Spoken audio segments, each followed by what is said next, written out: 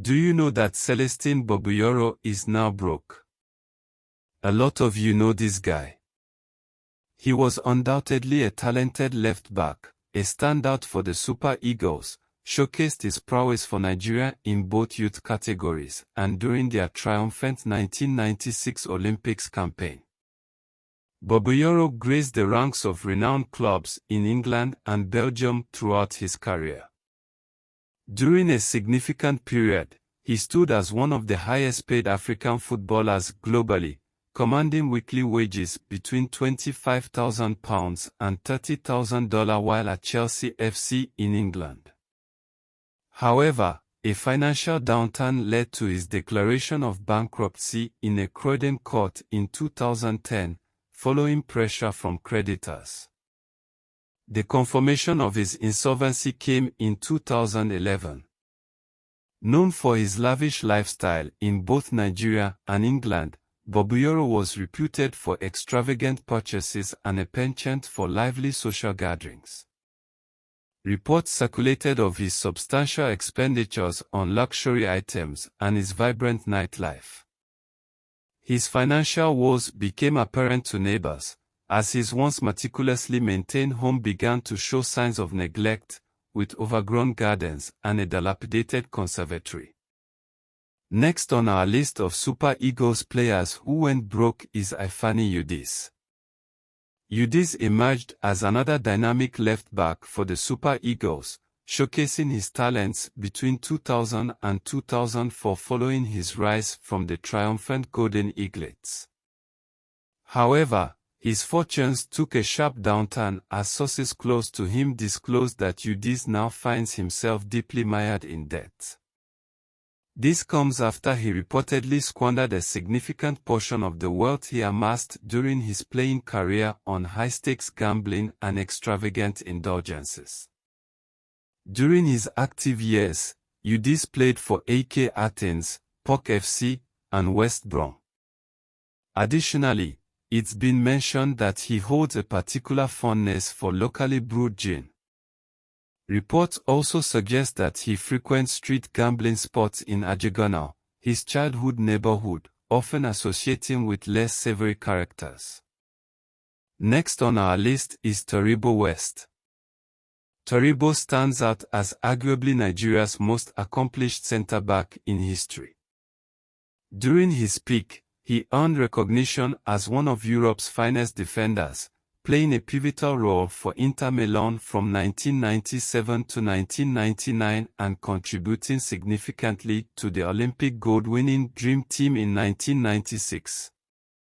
Upon joining Auxerre in France, Taribo boldly asserted his prowess by reportedly urging his coach to replace whoever held his position, a move that secured him a contract based on his confidence alone.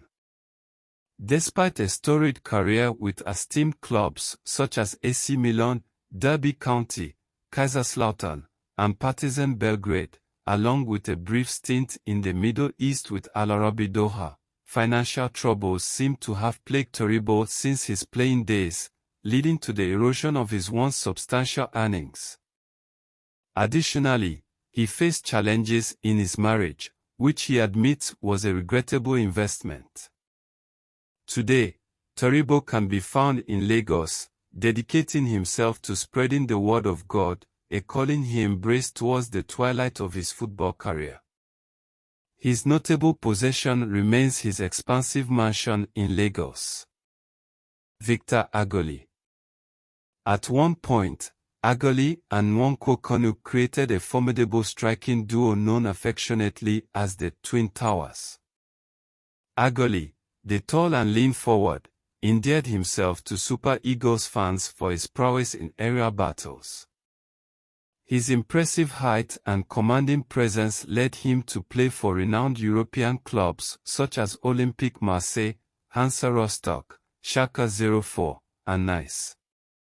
However, insiders close to Agali have disclosed that he is facing financial difficulties.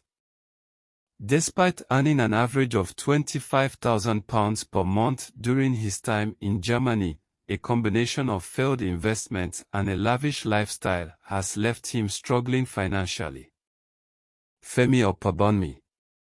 The 33-year-old will be remembered for his pivotal role in the 2001 FIFA U-17 World Championship.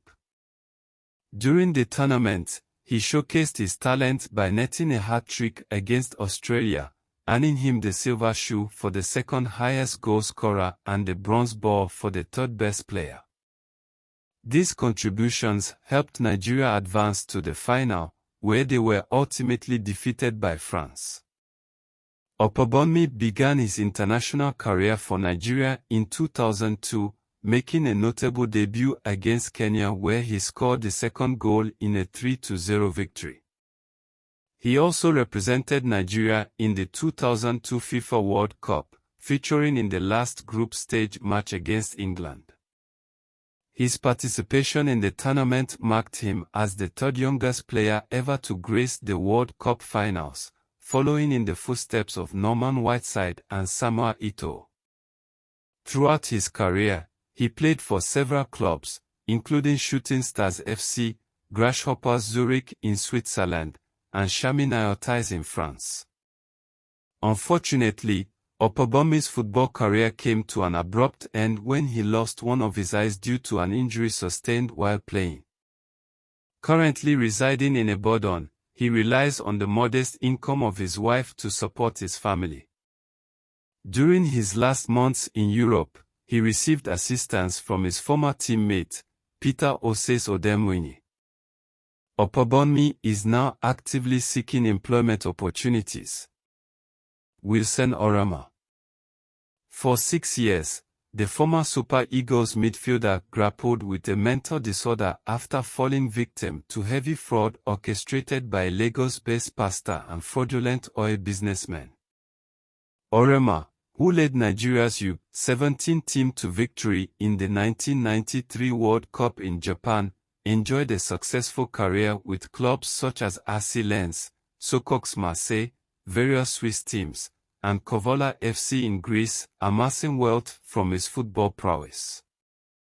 Despite his talent, Oruma often found himself in the shadow of Austin J. Okocha within the Super Eagles lineup, only stepping in when Okocha was injured or unavailable. Thankfully, Oruma has reportedly regained his mental stability and has been offered a role by the Nigeria Football Federation, NFF, in preparation for the 2018 World Cup in Russia. Itom Essen. During his prime, he stood out as one of the wealthiest African players until he faced challenges during his time in Belgium. Famously, he cruised around in 2 tailor-made cars that reflected his style. During his trips back to Nigeria from his European club, he maintained a permanent suite at the Sheraton Hotel in Ikeja. However, financial troubles hit, leading to one of his customized BMWs being confiscated by the hotel due to unpaid bills. Subsequently, he was spotted moving between rooms in national team camps after Super Eagles matches, reportedly seeking financial aid from teammates.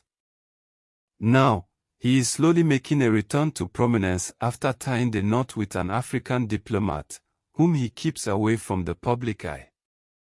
They now lead a modest life in Surulere, Lagos. This is where we come to the end of this video on 6 Nigerian footballers who are now broke. The stories of Nigerian footballers who went from immense wealth to financial hardship are a cautionary tale. They highlight the importance of financial planning, responsible spending, and potentially even career guidance for young athletes. Thankfully, there are growing movements within the Nigerian football scene to promote financial literacy and prepare players for life after the pitch. Hopefully, these efforts will ensure that future generations of Nigerian football stars can translate their talent into long-term success.